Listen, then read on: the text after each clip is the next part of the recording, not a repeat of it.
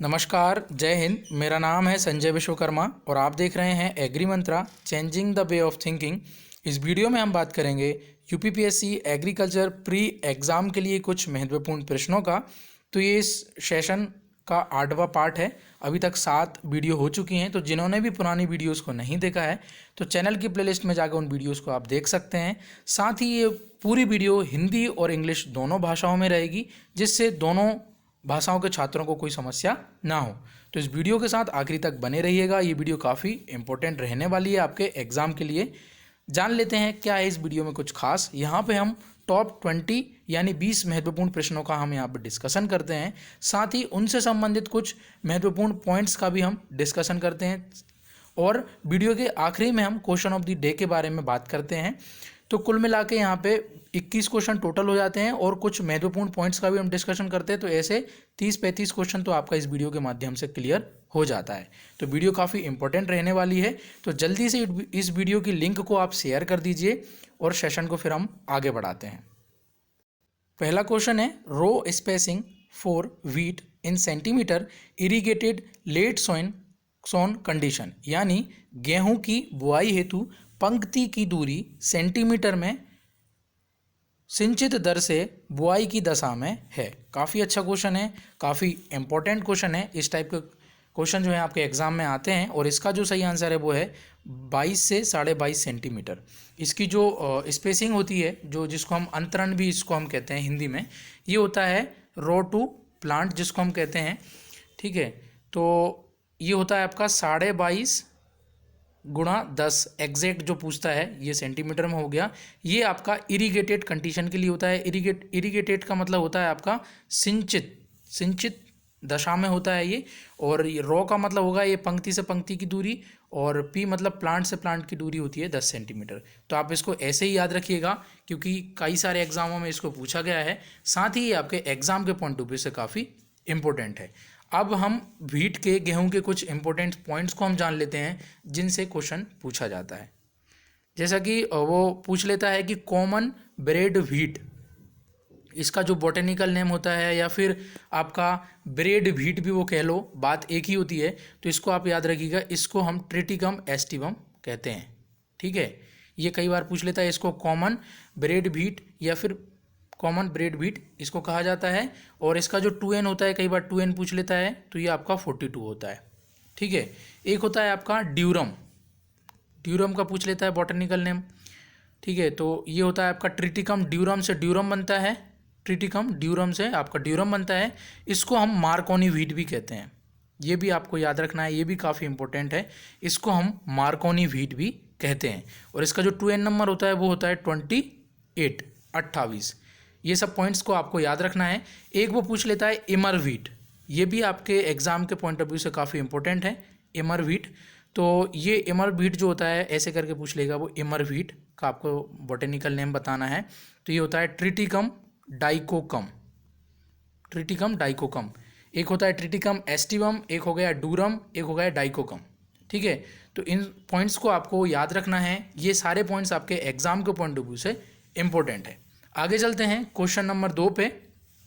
यहाँ पे बात हो रही है पूसा अंकुर इज अ वेराइटी ऑफ, यानी पूसा अंकुर एक किस्म है। किसकी किस्म है यहाँ पे ये पूछा जा रहा है। ये भी काफ़ी अच्छा क्वेश्चन है और इसका जो आंसर है वो है ब्रिंजल। याद रखिएगा, पूसा अंकुर जो है ब्रिंजल यानी बैंगन की किस्म है। ठीक है, टमाटर की जैसे कुछ फेमस वेराइटी है, जैसे पूसा रूबी, पंजाब छुआरा। ठीक है, और फ्लोर सार में से क्वेश्चन ज़्यादा पूछता है, इसको आपको याद रखना है।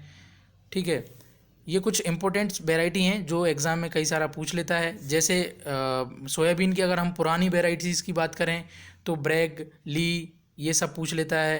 अहिल्या 4, ये सब सोयाबीन की वेराइटी हैं। JS 9305, ये कुछ इंपॉर्टेंट वेराइटी हैं जो कई सारे एग्जाम में पूछता है। तो इस प्रश्न का जो सही आंसर है वो है ब्रिंजल यानी बैगन। अब हम बात करें क्वेश्चन नंबर 3 की। Edible part of cauliflower is, यानी फूल गोभी का खाने योग्य भाग है। ऑप्शन के हिसाब से अगर हम बात करें तो जो हमारा सही आंसर होगा वो होगा इन्फ्लोरेसेंस। इन्फ्लोरेसेंस जो होता है खाने योग्य भाग होता है फूल गोभी का। ठीक है, आपको इसको याद रखना है, काफ़ी अच्छा क्वेश्चन है ये भी। फिर आगे हम चलते हैं, chemical formula of pyrite is, यानी पायराइट का रासायनिक सूत्र है? काफ़ी अच्छा क्वेश्चन है ये। और इसका जो आंसर है वो है FeS2। FeS2 ये इसका सही आंसर है, जिसको हम पायराइट कहते हैं। आपको इसको याद रखना है, या फिर इसको आयरन पायराइट भी हम इसको कहते हैं। ठीक है, एक वो क्वेश्चन पूछ लेता है कभी कभी कि डोलोमाइट का केमिकल फॉर्मूला पूछ लेता है, तो उसको आपको याद रखिएगा MgCO3.CaCO3, ये डोलोमाइट का होता है। ये कुछ ऐसे फॉर्मूले होते हैं और इम्पोर्टेंट्स ये पॉइंट्स होते हैं जो एग्जाम में पूछ लिया जाते हैं। आगे चलते हैं हम क्वेश्चन नंबर 5 पे। The goal of agriculture extension education is to promote, यानी कृषि प्रसार शिक्षा का उद्देश्य खालिस्तान को बढ़ावा देना है। ये भी काफ़ी अच्छा क्वेश्चन है और इस टाइप के क्वेश्चन एग्जाम में ज़रूर पूछे जाते हैं। और इस प्रश्न का जो सही आंसर है वो है प्रोडक्शन ऑफ द क्रॉप, यानी एग्रीकल्चर एक्सटेंशन एजुकेशन का जो मेन गोल रहेगा, ठीक है, जो उद्देश्य रहेगा वो किसको प्रमोट करना होगा कि फसल के उत्पादन को बढ़ावा देना, ये उसका मेन गोल रहेगा। काफ़ी अच्छा प्रश्न था, याद रखिएगा इसको। अब हम बात करते हैं क्वेश्चन नंबर 6 की। The efficiency rhizobium is depressed by the use of, यानी राइजोबियम की जो क्षमता होती है किसके प्रयोग से बहुत कम हो जाती है। काफ़ी अच्छा प्रश्न है ये भी। और इसका जो आंसर है वो है एक्सेसिव नाइट्रोजन, यानी राइजोबियम आप जानते होंगे जो दलहनी फसलें होती हैं, जो दाल वाली फसलें होती हैं, उनकी जड़ों में कुछ गांठें पाई जाती हैं। ठीक है, उन गांठों में ही राइजोबियम उपस्थित होते हैं, जो कि वातावरण का मतलब एटमॉस्फेरिक नाइट्रोजन फिक्सेशन में वो काम करते हैं। अगर आप उनको ज़्यादा नाइट्रोजन दे देंगे या अलग से नाइट्रोजन दे देते हैं, तो जो राइजोबियम होते हैं उनकी जो क्षमता होती है, जो उनकी इफ़िशियंसी होती है, वो कम हो जाती है। तो ये काफ़ी अच्छा क्वेश्चन है आपके एग्जाम के पॉइंट ऑफ व्यू से, आपको इसको याद रखना है। इसका जो आंसर है वो है ऑप्शन ए, याद रखिएगा इसको। फिर आगे चलते हैं हम क्वेश्चन नंबर 7 पे। Shifting cultivation in Assam is known as, यानी असम में शिफ्टिंग खेती को कहते हैं। ये भी काफ़ी अच्छा क्वेश्चन है और इसका जो आंसर है वो है झूम, याद रखिएगा। असम में शिफ्टिंग कल्टीवेशन को झूम ही कहा जाता है। फिर आगे चलते हैं क्वेश्चन नंबर 8 पे। Transplanting time of boro paddy is, यानी बोरो धान की रोपाई का समय है। ये भी काफ़ी अच्छा प्रश्न है और इसका जो सही आंसर होगा वो होगा दिसंबर, याद रखिएगा। बोरो जो धान होती है, जो बोरो पैडी होती है, उसका जो ट्रांसप्लांटिंग टाइम होता है वो नवंबर दिसंबर में होता है। ऑप्शन के हिसाब से जो हमारा आंसर होगा वो होगा दिसंबर, तो याद रखिएगा इसको। आगे बढ़ते हैं क्वेश्चन नंबर 9 पे। यहाँ पे बात हो रही है ओरिजिन प्लेस ऑफ बाजरा, यानी बाजरा का उत्पत्ति स्थान है। तो इसको आप याद रखिएगा, क्योंकि इस टाइप के जो क्वेश्चन हैं वो कई सारे एग्जामों में पूछे जाते हैं। ओरिजिन प्लेस को लेके तो एक क्वेश्चन तो एग्जाम में आ ही जाता है और ये बड़ा टिपिकल होता है स्टूडेंट्स को ओरिजिन प्लेस को याद रखना। तो आप बहुत सारी क्रॉप में अगर कोई कॉमन ओरिजिन प्लेस हैं तो उनको आप कॉमन करके आप उनको याद कर सकते हैं। जान लेते हैं इसका क्या है आंसर। तो इसका जो सही आंसर है वो है अफ्रीका, याद रखिएगा। जो बाजरा है उसका ओरिजिन प्लेस है अफ्रीका। कुछ इंपॉर्टेंट क्रॉप हैं उनके बारे में भी हम जान लेते हैं कि कौन कौन सी क्रॉप्स का ओरिजिन प्लेस क्या है, क्योंकि वो एग्जाम में पूछे जाते हैं। जैसे कि वो राइस का पूछता है तो आपको बताना है Indo Burma region. Indo Burma region ये होता है आपका, ये है आपका राइस का उत्पत्ति स्थान धान का। ठीक है, फिर वो व्हीट का पूछ लेता है जिसको हम गेहूँ कहते हैं, तो ये होता है साउथ वेस्ट एशिया। ये भी आप याद रखिएगा। मेज का कई बार पूछा जाता है जिसको हम मक्का कहते हैं, तो मक्का का जो उत्पत्ति स्थान होता है उसको हम मैक्सिको कहते हैं। तो ये कुछ क्रॉप्स हैं जिनको आपको याद रखना है। जैसे ग्राम का पूछ लेता है, ग्राम यानी चना कहते हैं हम जिसको, इसका होता है साउथ वेस्ट चना जिसको हम बोलते हैं ग्राम, ये होता है साउथ वेस्ट एशिया। ठीक है, और मूंग का पूछ ले, मूंग का भी पूछ लेता है उत्पत्ति स्थान क्या है, तो इसका इंडिया ही है, मूंग का याद रखना इंडिया है। ठीक है, सोयाबीन का कई बार पूछा जाता है कि सोयाबीन का उत्पत्ति स्थान क्या है, तो सोयाबीन का जो ओरिजिन प्लेस है ये है आपका चाइना में। ठीक है, मतलब कि सबसे पहले इनकी उत्पत्ति किस स्थान से देखी गई उसको हम ओरिजिन प्लेस कहते हैं। तो सोयाबीन का चाइना है, मूंग का इंडिया है, अरहर का कई बार पूछा जाता है, तो बाजरा का भी अफ्रीका है और अरहर का भी अफ्रीका है। मतलब कि कुछ जो क्रॉप्स जिनका एक कॉमन उत्पत्ति स्थान है, ओरिजिन प्लेस है, उनको आप एक जगह लिख सकते हैं कॉपी में, और उनको बार बार पढ़िएगा तो आपको उनको जल्दी से आप उनको याद कर सकते हैं। जैसे बाजरा का अफ्रीका हो गया, ठीक है, और अरहर का भी अफ्रीका ही है। तो ये दो क्रॉप हो गए जिनको आप एक साथ याद रख सकते हैं।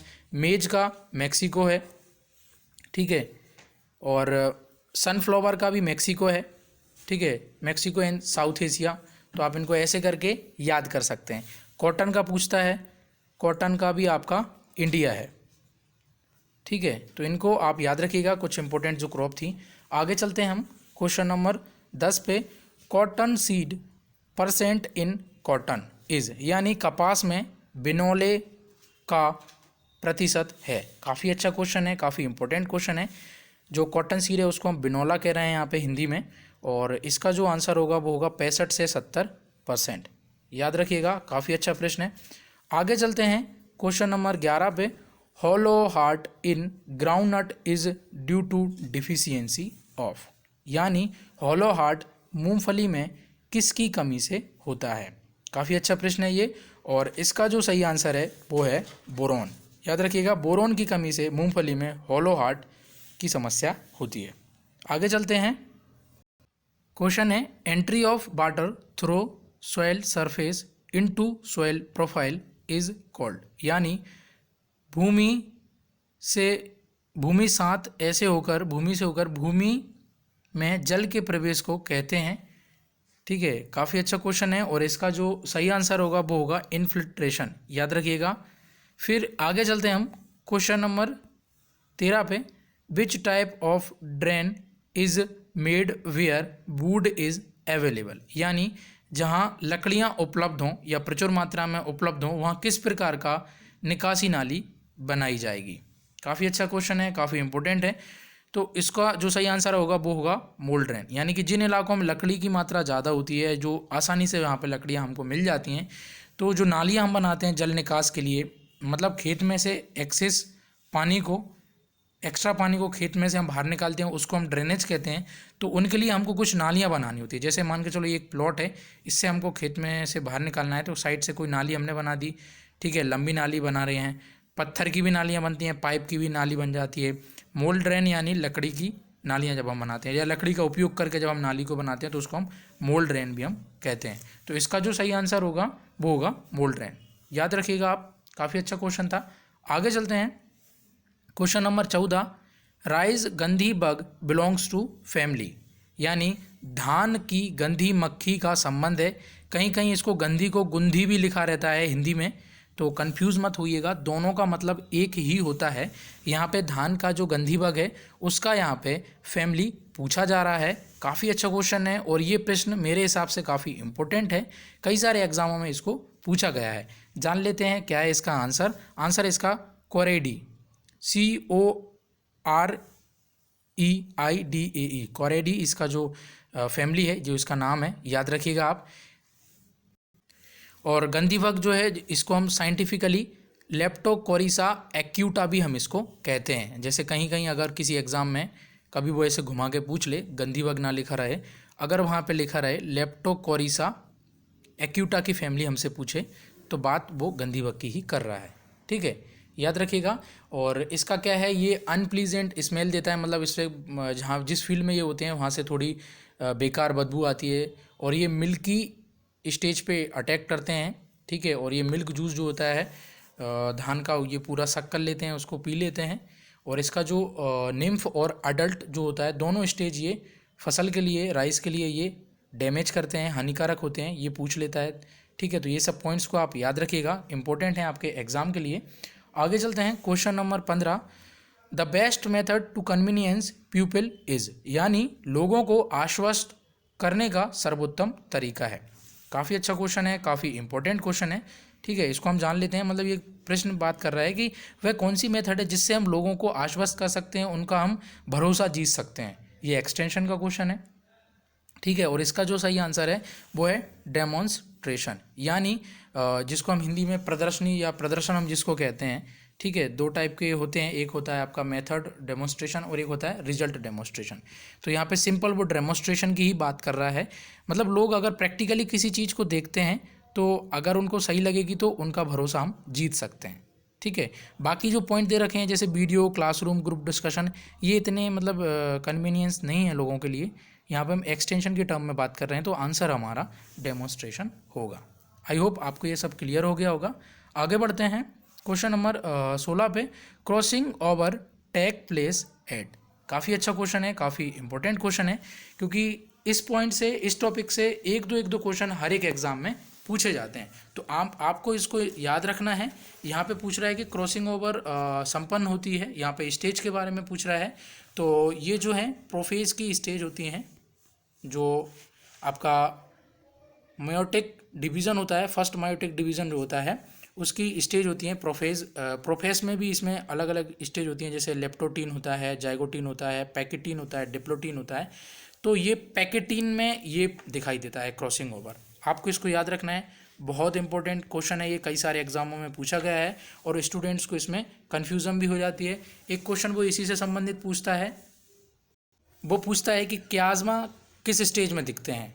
ये भी काफ़ी इंपॉर्टेंट क्वेश्चन है। ये जो है डिप्लोटीन स्टेज में आपके चियाज्मा या क्याज्मा दिखते हैं। और इस प्रश्न का जो सही आंसर होगा वो होगा क्रॉसिंग ओवर कहाँ पे दिखती है, तो पैकेटीन स्टेज में। आई होप आपको ये सारे पॉइंट्स क्लियर हो गए होंगे। ठीक है, आगे चलते हैं क्वेश्चन नंबर 17 पे। Sickle serial is a botanical name of, यानी सिकल सीरियल वनस्पतिक नाम है। ये भी काफ़ी अच्छा प्रश्न है और इसका जो आंसर है वो है राई। याद रखिएगा, राई का जो नाम है, बॉटेनिकल नेम, वो है सिकल सीरियल। आगे बढ़ते हैं क्वेश्चन नंबर 18 पे। The most suitable range of temperature for the germination of rabi crop seeds are as. तो यहाँ पे मतलब बात कर रहा है कि रबी फसलों के बीज के अंकुरण के लिए सबसे उचित तापक्रम का परास है। यहाँ पे एक रेंज पूछ रहा है टेम्परेचर की, रबी क्रॉप में जो बीज है उसके जर्मिनेशन के लिए, यानी उसके अंकुरण के लिए उचित तापक्रम की यहाँ पे बात हो रही है। काफ़ी अच्छा क्वेश्चन है। और ऑप्शन के हिसाब से अगर हम बात करेंगे तो 20 से 30 डिग्री सेल्सियस जो टेम्परेचर है वो अच्छा माना जाएगा रबी सीजन के जितने भी सीड्स हैं जिनको हम जर्मिनेशन के लिए टेम्परेचर की अगर हम बात करें तो। आगे चलते हैं क्वेश्चन नंबर 19 पे। यहाँ पे पूछ रहा है कि ट्रिटिकेल इज़ आ, यानी कि ट्रिटिकेल है। काफ़ी अच्छा क्वेश्चन है ये, कई सारे एग्जामों में इसको पूछा गया है और जान लेते हैं क्या है इसका सही आंसर। जो ट्रिटिकेल है ये इंटरजेनेरिक क्रॉस है। ठीक है, दो जेनेरा की जो क्रॉप हैं उनके बीच में क्रॉस इसको किया गया था। ठीक है, इसको हम ट्रिटिकेल कहते हैं, तो आपको इसको एज इट इज़ याद रखना है। ट्रिटिकेल जो है वो इंटरजेनेरिक क्रॉस है। काफ़ी अच्छा क्वेश्चन है, काफ़ी इंपॉर्टेंट क्वेश्चन है। इस टाइप के क्वेश्चन एग्जाम में पूछे जा सकते हैं, आपको इसको याद रखना है। आगे चलते हैं क्वेश्चन नंबर 20 पे। The vascular bundles are open and arranged in a ring in, यानी वेस्कुलर बंडल खुले तथा एक गोलाकार रूप में लगे होते हैं। ये भी काफ़ी अच्छा प्रश्न है। ये पूछ रहा है वो किन में पाए जाते हैं, मोनोकोट में या डाइकोट में, और मोनोकोट में भी स्टेम में पाए जाते हैं या फिर रूट में पाए जाते हैं। ठीक है, काफ़ी अच्छा प्रश्न है और इसका जो सही आंसर होगा वो होगा डाइकोट स्टेम। तो याद रखिएगा, जो वेस्कुलर बंडल ओपन रहते हैं और अरेंज होते हैं वो एक रिंग में, वो डाइकोट स्टेम में पाए जाते हैं। ये भी काफ़ी अच्छा क्वेश्चन है, काफ़ी इंपॉर्टेंट क्वेश्चन है। ठीक है, तो आगे बढ़ते हैं हम आज के क्वेश्चन पे, यानी क्वेश्चन ऑफ द डे के बारे में। वो थे टॉप 20 क्वेश्चन जो कि आपके एग्जाम के पॉइंट ऑफ व्यू से काफ़ी इंपॉर्टेंट थे। अब हम आज के प्रश्न की बात करेंगे। इससे पहले हम एक पुराने क्वेश्चन की बात कर लेते हैं, यानी पिछली वीडियो में एक प्रश्न आपसे पूछा गया था जिसका जवाब आपने कमेंट में बताया था। क्वेश्चन था VAM इज़ अ, यानी कि V का मतलब वेस्कुलर अर्वेस्कुलर माइकोराइजा जो है वो क्या है, बैक्टीरिया है, वायरस है, फंजाई है। तो इसका हम आंसर सही जान लेते हैं, क्या है इसका सही आंसर। तो जो वैम है ये आपका फंजाई है। याद रखिएगा, वैम जो है एक फंजाई है। ठीक है, काफ़ी अच्छा क्वेश्चन था ये भी। अब हम जानते हैं आज के क्वेश्चन ऑफ द डे के बारे में, जिसका आंसर आपको कमेंट बॉक्स में बताना है और इसका जो सही आंसर होगा उसका जवाब हम नेक्स्ट वीडियो में देंगे। क्वेश्चन है, ब्लैंक है, is also known as wonder crop, यानी कि खालिस्तान में से किसको वंडर क्रॉप कहा जाता है। ठीक है, या फिर आश्चर्य वाली फसल भी हम इसको कह सकते हैं हिंदी में। ऑप्शन है मेज़, ओकरा, सोयाबीन, चिली। इनमें से कोई एक सही जवाब है जिसका आंसर आपको कमेंट में बताना है। तो ये था आज का पार्ट। मैं उम्मीद करता हूँ आपको ये वीडियो बहुत अच्छे से पसंद आएगी। अगर वीडियो पसंद आती है तो इसको ज़्यादा से ज़्यादा लाइक करें, साथ ही इस वीडियो की लिंक ज़्यादा से ज़्यादा शेयर करें। अगर आप अभी तक एग्री मंत्रा चैनल पर नए थे तो चैनल को सब्सक्राइब जरूर करें। साथ ही चाहें तो एग्री मंत्रा के सोशल मीडिया प्लेटफॉर्म को आप ज्वाइन कर सकते हैं। लिंक आपको वीडियो के डिस्क्रिप्शन बॉक्स में मिल जाएगी। वीडियो को पूरा देखने के लिए धन्यवाद। जय हिंद, जय भारत।